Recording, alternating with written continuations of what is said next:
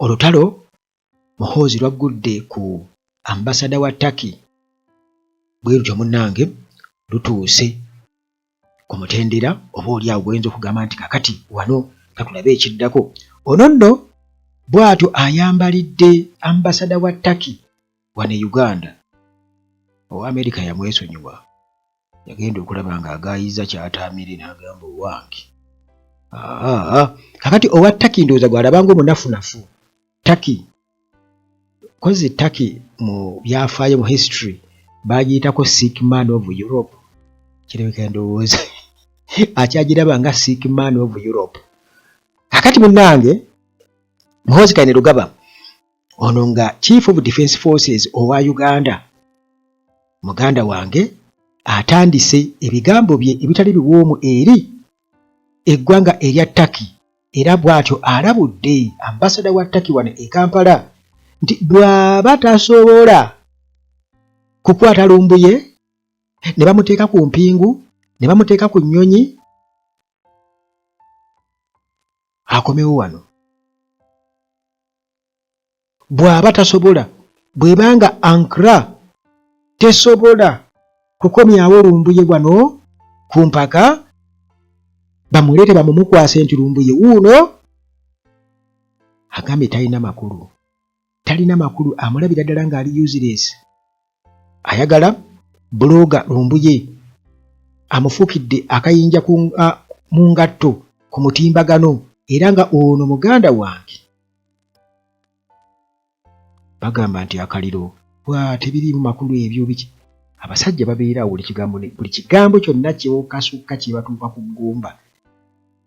Ayi bannange, kakati mu bubaka bwe yatadde ku mukutu gwa X, Muhoozi Kainerugaba yagambye nti Uganda esuubira ab'obuyinza mu ggwanga erya Turkey okubeera nga baleeta lumbuye mu buli ngeri yonna ate mu bwangu.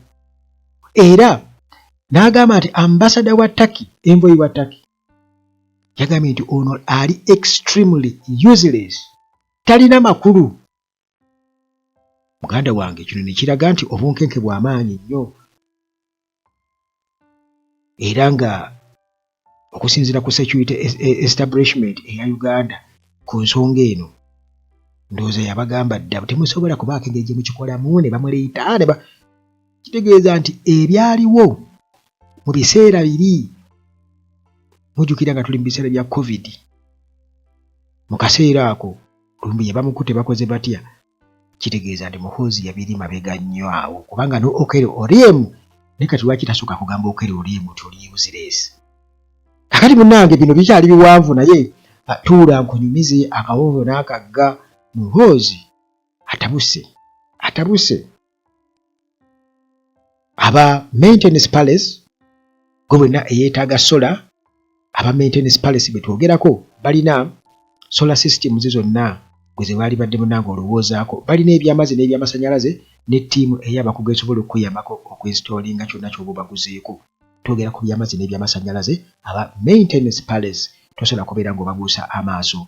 Ate nga Hillside View Apartments, zino apartments nnyonjo nnyo, nnungi nnyo, zisangibwa ku Entebbe Road. Apartments omuli buli kimu, gw'otwala tulootwo, wifi weeri, tesikattiramu yadde n'akamu, security weeri. Nakugamba nti wabweru awo waliwo ne zitteenti, musobola okwokya kuko ne baneiba ne bajjaawo ne muyisinganya ku bugambo, selfie ne muzeekuba awo mu compound tent weeri ne sigiri, musobola okwokera ku nkoko kwegamba ke musobola akwata okukozesa nga kusobola okukozesa ng'enkwaso. Neiba n'ava ku balukoni n'ajja n'atuula awo wansi muli ku nkoko. Transport wabwerere okuva ku airport, that is ng'ennamba ogijja wano ku Uganda at large, kubanga oba ogenda kubira management direct. Kakati bw'otuuka e Namulanda ekitendo oba ekajjansi, awo buuza nti ejjanyu ku kyaki yewwa. Naye bw'obanga oyagala okukozesa amakubo ago lye nali badde nze nkuwa lyendikomendenga lyeri e Namulanda, eyo lya kolansi bulungi ate likutwala butereevu. Bw'otuuka ejjanyu ku kyaki, awo buuza Hillside View Apartments. Amora Beauty, aba Amora Beauty katugenze ku kuzigula nsusu. Olususu tokkiriza kubeerako nkanyanya. muwulira kye bayita shea butter. Shea butter ali organic kuba aba Amora Beauty batunda shea butter ali organic atalimu chemical. Kati muganda wange tokkiriza nkanyanya kumerako ate ne woba olina enkanyanya osobola okujjako enkanyanya okozesa shea butter okuva mu Amora Beauty. Dr. Wali nnyo wano temufana birwadde. Enamba yange esembyayo 73 ku WhatsApp naye neereese ebyo 1015 kweri bw'ogikubako sigamba nti yavaako bw'ogikubako kweri ebirala byonna ebikola WhatsApp gyetaliiko naye nga oyagala kwogera naye ku WhatsApp kozesa enamba esembyayo 73 nga bw'ogirabaawo eri nasooka n'enjijjako. Kakati munnange tuddeyo ku Muhoozi Kainerugaba. Muhoozi Kainerugaba ayogera sensi yekka muganda wange kuba buli kigambo kyonna akisimbako essira. Kati munnange obubaka yabutadde ku mukutu gwe ogwa X n'agamba nti Uganda esuubira ababinza mu ttaka okubeera nga baleeta lumbuye mu bwangu wano era n'agamba nti ambasada wa Turkey amulaba nga atakola makulu atalina makulu gy'ali. Munnange Muhoozi wiikisi ntono eziise emabega. Muhoozi bw'atyo yagamba nti ayagala biliyoni $. Ne Muhoozi ayogera nnyo ku bintu by'essente bino byeka bimutabula yandibanga muganda anti bamanyira za bwereere kubanga bagenda okujja mu buyinza ye kennyini nnyini nabo bennyini n'ekitabi baali tebalina ke balina. Bonna basalimusale baali baavula nkupe naye kati muganda nge babala buwumbi na buwumbi bwa $. Kakati yalowooza za kusaba busabi era bw'atyo ayagala gye buvuddeko emabega yagamba nti Turkey balina okuba nga bamuwa akawumbi kamu aka $, bafuneyo n'omukyalo omulungi ennyo mu ggwanga erya Turkey bamumuwe amuwase. Bamumuwe amuwase bannange badde manye bw'obeera jjajja kuba kati Muhoozi jjajja alina abazzukulu oyo alina abazzukulu kakati ebintu byoyogera nabyo muganda wange. Kakati Muhoozi okugamba bino byonna demand gye yakola eyo demand eyo yakola nga ayagala bamuwa akawumbi ka $, n'omukyala asinga obulungi mu ggwanga erya Turkey amuwase. Ensonga kijja wano wuliriza wano wali okwegulumiza nti Uganda ekoze kinene nnyo mu kukuuma emirembe mu regional security. Contribution ya Uganda eri waggulu. Uganda efuddeyo nnyo naye tebagiricognizinze mbu teryagirabawo naye nga mukoze omusimbe muyitirivu bamala gubamma ogw'e Somalia ne munyiiga abaana baffe bafiiriddeyo toboogerako gw'oli ku kimu ssente ate abaana bafiiriddeyo famire zaabwe muzirabirira bo. Kakati munnange ng'agamba tukoze kinene nnyo okukuuma emirembe bannange mu region eno naye tebatulabawo tebakyatulabawo era n'agamba nti balina okubeera nga bakola kye bayita financial compensation tuwe ssente. Jjukira ssente baazibajjako UPDF eyolekedde okubanga eva e Somalia ate ne Somalia ennaku ze yagamba UPDF nti bannange ffe tusobola okwekwasaganyiza ensonga zaffe mugende naye tavaayo. Namuwulira juuzi olwoke nalaba akatambi ng'ayogera mbu ye tamanyi Kampala mbu babeera mu nsiko mbu abeera Somalia mbu bw'aba avuddeyoko mu nsiko ng'ajjako awo we Mogadishu bw'atyo bw'atyawo naye mbu ye abeera mu nsiko. Ani akugaanye genda okwata enkwalizo kubanga Uganda lwe bateri lutalo munoonyaayo ki eyo munoonya okusabiriza. Kakati bw'atyo n'alabula nti agenda kuggyawo enkolagana yonna ey'ekikungu diplomatic ties n'eggwanga erya Turkey era n'agamba nti ne embassy yaabwe tusobola ogiggala wano e Kampala mbawadde ennaku 30 nga njiggadde singa byensabye temubituukiriza. Kakati n'ayongerezaako n'agamba nti yagambye nti ayagala mbu Turkey enoonye omukazi akyasinzeeyo bulungi mu nsi yaabwe mumuwe amuwase. Musajja ayagala wayasoola bannange naye abantu boogera ebintu gwe nomulowooza nti nno nti babeera balimba. Kakati bannange Muhoozi mu bubaka obuweerako ku mukutu ogwa X agamba nti Turkey efuna nnyo mbu ekola bizinensi mu ggwanga erya Somalia mbu ekolayo business ate Uganda yeekuuma emirembe side zeeyo, mbu emyalo gyayo airports zeeyo, ebisaya by'ennyonyi, ekibuga Mogadishu n'ebibuga ebirala. Turkey ekolayo ssente, efuna ebenefit nga financially.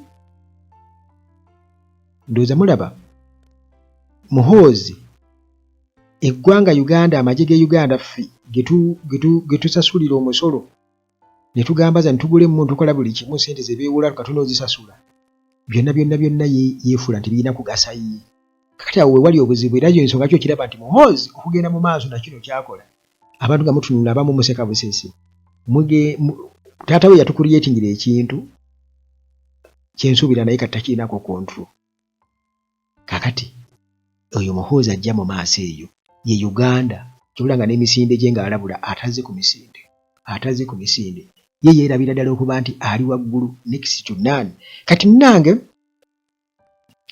yagamba nti nno Uganda ekumye emirembe mu ggwanga erya Somalia emyaka egiwerera ddala, ate nga Turkey ebadde efunamu kakati mumpe ssente akawumbi ka $, mumpe n'omukyala akyasinze mu ggwanga erya Turkey muwase. Kakati munnange Uganda ebadde mu ggwanga erya Somalia emyaka giri mu 20 n'omusobyo. Kakati nga bwe nkutegeezezza nti emyaka giri mu 20 n'omusobyo era nga ebadde kitundu ku African Union Mission nga batagetinga group ey'abatujju ey'aba Al-Shabaab esse mu ba UPDF esseemu abajaasi bangi ebyaddala era emirambo gibadde nga gisonga wano ku airport Entebbe. Ebyo byonna birina kufiiririra Muhoozi, yayagala bakazi, ayagala ssente. Bwe kiri kakati Muhoozi ayongerezako n'agamba nti biliyoni emu okuva mu ggwanga erya Turkey nga security dividend, era n'agamba nti for Turkey, whatever you want is for Turkey, it's a really simple deal. Either they pay us or I close their embassy here. They can reciprocate and shut our embassy in Turkey as well. No problem. Muhoozi bw'atyo bwe yataddeko. Munnange kireka ndowooza eri bali bakola bizinesi ng'asuubira okuba nti bajja kuba basoma gyali, kyentegeeza nga bamutemera ekintu kye batakola. Ndowooza kaakati munnange Muhoozi Kayini Lugaba n'agamba nti diplomatic ties, enkolagana wakati wa Uganda ne Turkey eyo muganda wange eri serious nnyo, era temusaanye kubeera nga mugiriducinga nti mugitwala ng'olusaago ku social media nti katemba wa ku social media. Bw'atyo n'agamba nti agenda kusalako enkolagana ya Uganda ne Turkey, era n'agamba nti forget Twitter games, I will close diplomatic ties with them very soon. Muhoozi agamba Turkey mbu eyisa bubi Uganda, era n'agamba nti teri muntu yeetaaga mukwano nga gusiiba gukulima empindi ku mugongo ku mabega. Teri yeetaaga mukwano gusiiba gukulima mpindi ku mabega. N'agamba nti bannayuganda balina okwewala okugenda mu ggwanga erya Turkey. Ntafanaganye ku Muhoozi nti amafuta ebabeera bagaseera mutuule eka mugaana ogenda okukola tuule eka. Mbunno bannayuganda babeera tebali safe nga bagenze mu ggwanga erya Turkey. Naye bino muganda wange byonna yatandise agamba nti bwe batamuwa lumbuye ayagala bamumuwa amuteeke mu basement amugate ku edi mutwe. Bannange kati ggwanga erya Turkey katulinde mu kulayira, oba bano bo tebanyiiga banaagenda mu kulayira kubanga Museveni ebyokulayira byamutuulamu. Of course bagamba nti bapangisa abazungu, bapangisiza abazungu abawererako ddala bagenda okujja okutuula. Ate gwe mutegeera nti ono weeno gona abazungu ate abazungu bye bagamba.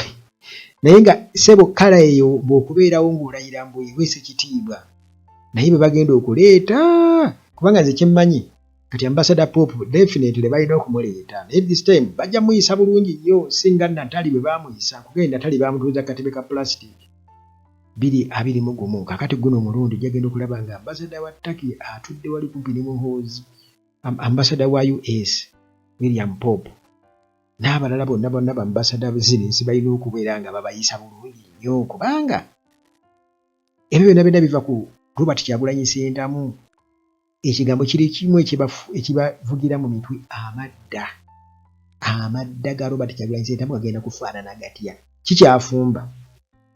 kikyafumba kuba seka kwakali kakulumyeko ate muganda wange bakimanyi bulungi nnyo kubanga Museveni jjukira nakunyumiza bwe yagenda e Rwanda nga Habyarimana gyali yamukakasanga bw'atagenda kuwagira bayeekera kuva eno kugenda kujja ku gavumenti ye nga tekijja kusoboka mujjukira Katambi bwe kali era n'akakasa buli kimu naye biki ebyaddirira bagamba nti Museveni yakwata konvoyi n'agenda okulaba Habyarimana bwe yagendayo ng'amukakasa ebyo yayingira nabayeekera kyovula olaba nga Kagame yagaana Museveni okugenda ne konvoyi e Rwanda kuba kimanyi bakandiho we bali wano nabo baagala okugenda okumukuba eri tubimanyi naye munnange Museveni nga bwe yagenda ng'anoonya ssente wabweru kati bakimanyi nti neera Kyagulanyi naye aliko abamuwagira bangi ne mu magye mwebali kati okolagana n'abazungu muhoozi ekisinga omutawaanya kibula n'aba UPDF bonna abakolagana n'abazungu bonna yabasibaasiba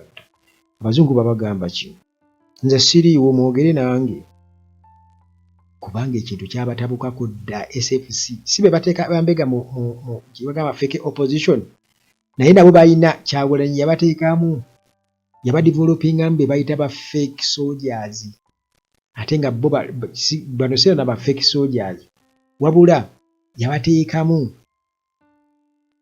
abasirikale abalumirirwa eggwanga lyabwe yabazuulamu katugambe yabazuulamu abasirikale abalumirirwa eggwanga lyabwe nga bo balina emitima egyagala ensi yaabwe ba patriots nnyo kakati abo kwagenda okubeera ng'asinziira abali patriotic era yatugamba be baamutolosa be bamuwa information ekyo muhoozi kimusuza tatudde probably ayagala kumanya lumbuye ebyayogera abijjawa kubanga ayinza okulaba nga information yalibadde ya munda nnyo agenda okulaba nga bye bagitadde wali bannaffe abali eyo wabweru w'eggwanga balina advantage nti munnange waliwo byayinza okutya okwogera n'ogaawo waayo musajja ayinza okujja n'agamba nti emipiira gyo kantwaleko gumu kale kulekereko gumu aba takuyambye nno oyinza n'okwebaza naye gyonna asobola okugitwala